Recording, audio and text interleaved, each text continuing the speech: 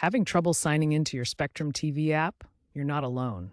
Many users encounter problems with passwords, two-factor authentication, and account lockouts. Let's break down why these issues happen.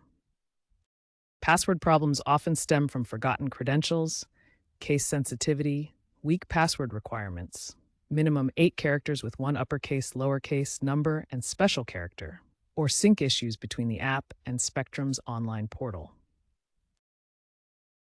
Two-factor authentication failures can occur due to device time mismatches, SIM card issues, or delays in SMS delivery of the codes, which are only valid for 5 to 10 minutes.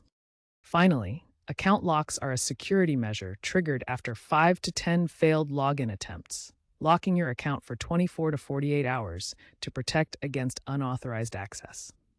As of September 2025, Spectrum's login success rate is around 92%, with iOS devices reporting more issues than Android. First, ensure you have a stable internet connection.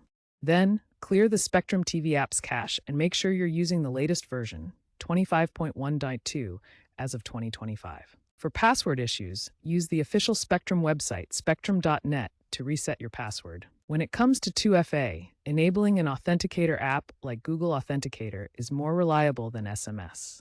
Check your device's time settings to ensure they are accurate. If your account is locked, you'll have to wait the specified time, 24 to 48 hours. However, you can contact Spectrum support through the AI-powered chatbot in the app, which resolves many login queries automatically. Note that a patch released in 2025 allows limited access during outages. If the issues persist, consider moving to biometric login.